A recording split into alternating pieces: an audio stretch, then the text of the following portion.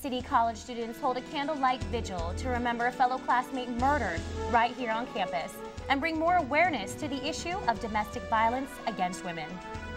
The 19-year-old victim's family is trying to cope with their loss. We'll tell you how the community is sticking together to help out. And authorities are on the lookout for the victim's estranged husband, also a City College student, as a person of interest in this case. In Chile, all 33 minors are rescued. We'll show you how they're doing. Plus, we have all the latest on weather and sports.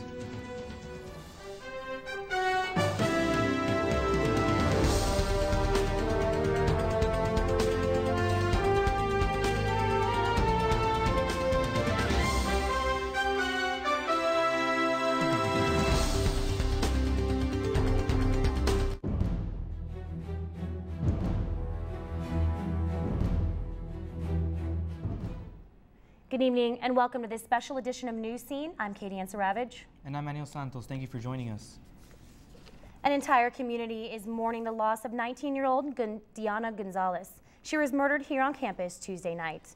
Details about the killings are still unfolding, and Alice Kim joins us with the investigation. Alice. Yes, Katie and Manuel, there's still many unanswered questions about what happened to Diana Gonzalez. So far, there are no arrests in this case, but it's being described as a domestic violence situation that spilled onto campus, leaving many people wondering how nobody saw or heard anything the night the teenager's body was found inside a campus bathroom. Co-ed's body was discovered in a men's bathroom of the M building by another student just after 10 p.m. When he went inside the bathroom, he noticed a body of a person. He did not know at that time if it was a man or a woman on the floor. That prompted him to run outside, and he notified a teacher who in turn called 911. Investigators are being tight-lipped about the exact details of the apparent homicide. But according to published reports, the victim was beaten beyond recognition. We have sealed the autopsy, and by that I mean there will be no discussion of any injury or injuries that Diana suffered. And the reason we do that is to ensure that the only people who know what happened to her are the detectives who were on the scene, the personnel from the medical examiner's office, and the person who did it. It's believed Diana Gonzalez was scheduled to attend a chemistry class that ends around 9:30 p.m. Diana's parents, already concerned about their daughter's well-being, waited in a campus parking lot near her classroom. But she never arrived. What exactly happened to Diana before her body was discovered remains unclear. But we have no reports of a struggle or anybody screaming or anything like that. There were some items that were recovered around Diana's body in the bathroom, as well as some items that we took a distance away from the bathroom. And I think, as most people know, we recovered an item of clothing kind of in the quad area in the middle, and we recovered some items from a trash can that was not particularly close to the M building. We don't know if the items that are from the trash can belong to Diana. However, to be careful, we did take those, and we'll try to piece together whether they were hers or not. Authorities are hoping to find Gonzalez's estranged husband, Armando Gabriel Perez, as a person of interest. We are looking for him. We obviously would like to know where he was on the evening of and have him account for his whereabouts. In the meantime, investigators will continue to question possible witnesses, hoping somebody saw or heard something which will help put a campus community back at ease. We're in the process of investigating everything that we can about Diana's life, including her relationship, her home life, her school life, her financial life, as we would do with any other victim. Diana's estranged husband is wanted for questioning. It's believed he may have crossed the border into Mexico. Homicide investigators say this case is far from being over. Anyone with information is urged to call Crime Stoppers at 888-580-8477. Police are also taking web tips at www.sdsteinkrappers.com. And Katie and Manuel, even though this is said to be an isolated incident, you just can't help but to feel the tension on campus. It has been a different week here at City, and our thoughts do go to the Gonzalez family. Thank you, Alice. Diana Gonzalez was a resident of National City. She leaves behind a mother, a father, and a 9-month-old baby. Newscene's Amira Pargo talked with Diana's family and shares how the family wants her to be remembered. Photos of a once smiling Diana Gonzalez are a reminder to family and friends to celebrate the young woman's life rather than focus on her violent death.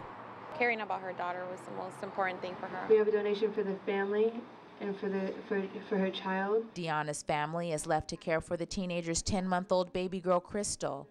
She was the inspiration, they say, for Deanna's drive to succeed. She was just working hard right now to make sure she will, accomplish her goals for her and for her baby. According to relatives, Deanna knew there were serious problems with her relationship.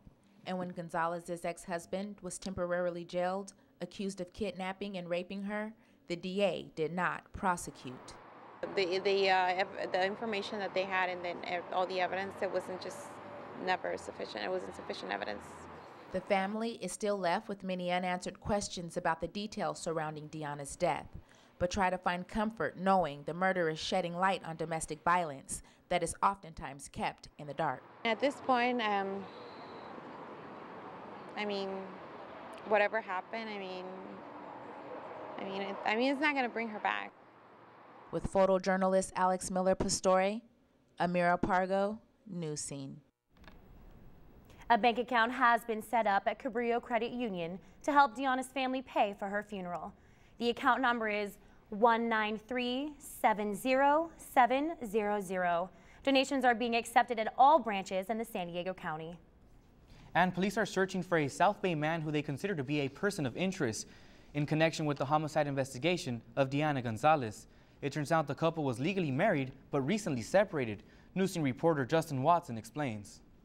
37-year-old Armando Gabriel Perez is the estranged husband of victim Diana Gonzalez and the father of her 10-month-old baby, Crystal. It turns out Perez is also a registered student here at City College. I can confirm that Mr. Perez was enrolled, in fact, in a PHYE 153 class that met on Mondays and Wednesdays at 11:10.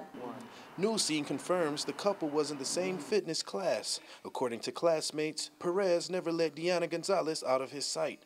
This student, who wants to remain anonymous, explains.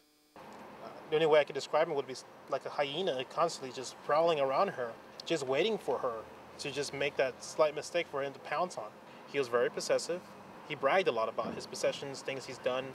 According to police records, Deanna Gonzalez feared for her life. She filed a restraining order against him after Perez allegedly kidnapped her from City College on September 21st, strangling her and holding her hostage in a motel for 3 days. According to her family, it was the last straw. After more than 20 alleged previous incidents of violence, she reached out for help. At this point, in a way, it's like kind of late. We would have liked that to happen like before, when everything was going on, and probably they could have done something before, not now after all this happened. Perez has not been seen since the night Deanna's body was found. Perez has a sister in Tijuana where his abandoned blue Mustang was found on Thursday. With photojournalist Manuel Santos, I'm Justin Watson, Newscene. Court documents show that Perez had a prior domestic violence case with his first wife. That case ended in April this year with no charges brought against Perez. He also had a 13-year-old son, 6-year-old daughter from that same marriage. Also, San Diego Community College District issued a memo late this afternoon in clarifying that in fact Deanna Gonzalez was not abducted on City College campus, but in fact in Inspiration Point in Balboa Park.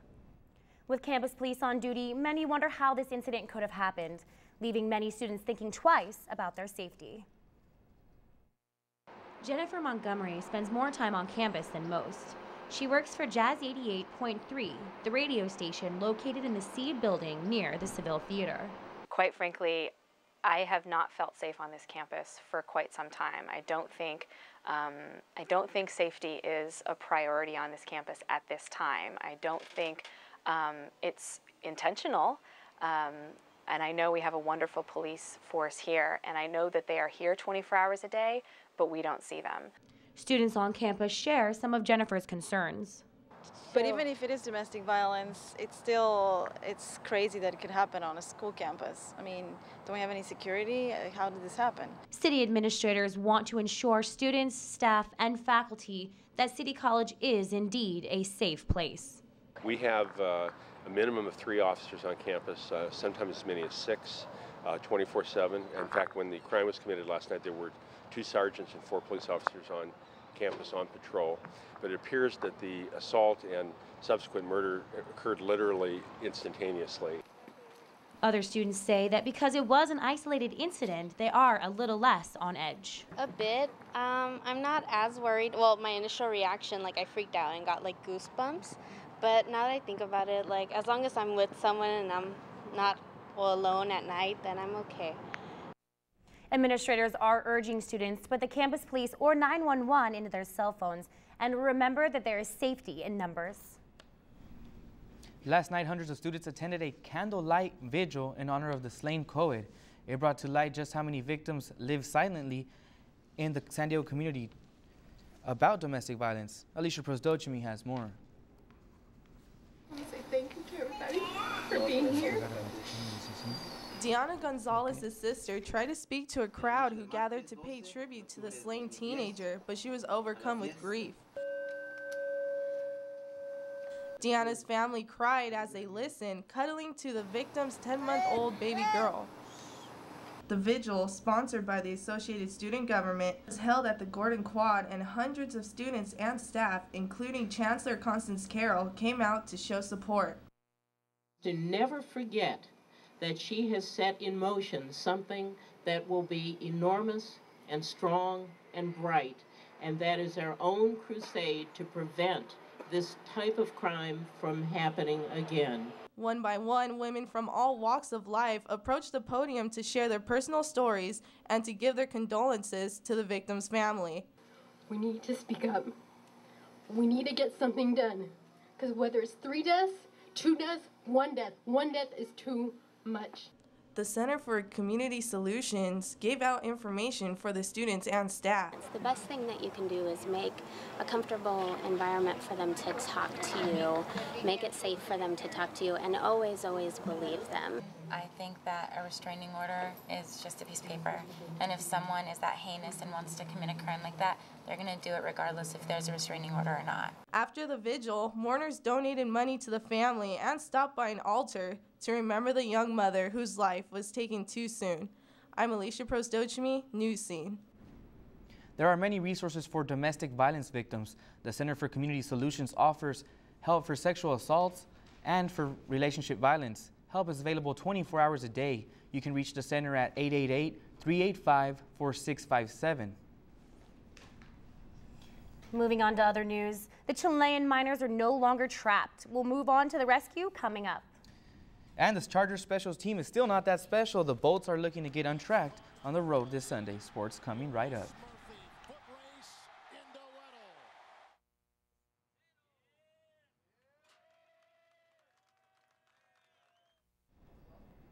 The 33 Chilean miners who had been trapped in a mine for 70 days are all safe and sound above ground today. Rescue efforts were seen around the world late Tuesday, local time, as each miner was raised one at a time over a half-mile to the surface. During their ordeal, the man had to survive on 1 cracker a day until officials were able to lower the food designed by NASA. A movie screen was lowered so the men could watch their favorite soccer team, and conference equipment for the miners so they could talk with their families. The last miner was finally freed from the mine at 10 p.m. Wednesday, local time.